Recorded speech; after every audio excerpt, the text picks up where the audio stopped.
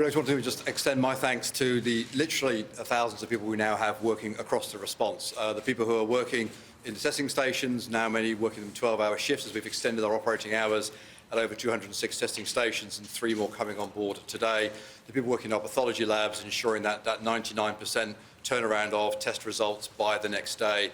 The people working in our vaccination stations that are really now starting to ramp up and seeing some very healthy numbers coming through. And my thanks to everybody and, of course, the contact tracing teams across both our local public health units and centrally for the magnificent work that they're doing. We are continuing to drive very hard on this outbreak, and we have a lot of work to do over the days ahead.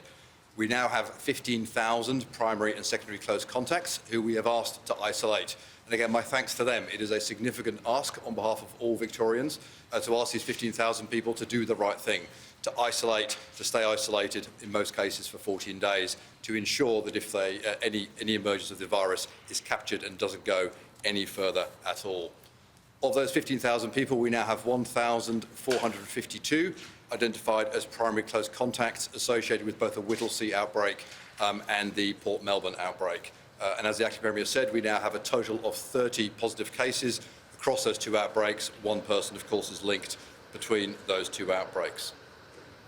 We have 121 public exposure venues, and I appreciate the number of exposure sites continues to increase as we do more and more interviews and as we identify new additional cases. The 4 positive cases we identified in the last 24 hours are, of course, also feeding additional exposure sites. I ask, please, all Victorians to keep checking our website regularly, and my thanks to media organisations for sharing those exposure sites. It is so important that anybody who's been to those exposure sites comes forward to get tested, that they isolate and let us know so we can include you in this outbreak response. A number of those exposure sites are, of course, of particular importance to us, and we have now, of one of the positive cases that we identified yesterday, last night, we believe contracted the virus at one of these exposure sites.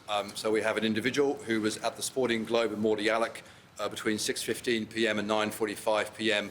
on Sunday the 23rd of May. We believe they caught the infection then. They were confirmed positive in yesterday's numbers. So we now see the significant risk that particularly those social venues that bars and clubs on our exposure list have. And we're very keen to ensure that people who have been to those places at those times come forward very quickly.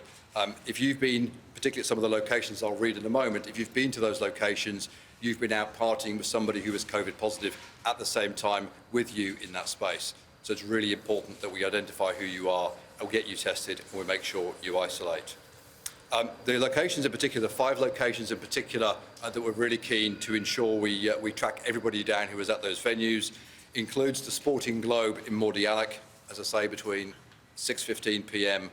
and 9:45 p.m. on the 23rd of May. The 3 Monkeys in Prahran on the night of the 22nd between 9:10 p.m. and 11 p.m. And again, a bit later, those dates and times are, of course, on our website. The Somewhere Bar in Prahran, again on the night of the 22nd. The Palace Hotel in South Melbourne on the 21st between 5:45 p.m. and 6:45 p.m. And the local in Port Melbourne, again on the 21st between 1:30 and 3:30 p.m. There are, of course, a number of other sites, exposure sites, we'd ask people to keep checking for, but our real focus over the next day or 2 is going to be on identifying any additional people that are not on the current QR code systems. If you were at those locations, if you did not check in, we really need you to come forward to make sure that we can get you tested and isolated. There are, of course, there's the other piece I'd like to confirm too. Yesterday we saw a really phenomenal response, obviously, to the announcements made around this time yesterday in terms of restrictions, but also, of course, to opening up the vaccination system now to those between 40 and 49. We had 77,000 calls in the space of 15 minutes late yesterday morning, around the time the Acting Premier was making the announcement. My thanks to everybody who tried to get in so quickly.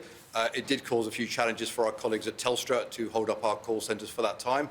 We have had a number of conversations and a lot of work with our colleagues at Telstra to address those over the last 24 hours or so. My thanks to them for the hard work. They have now doubled the capacity and the number of lines we have into our contact centres.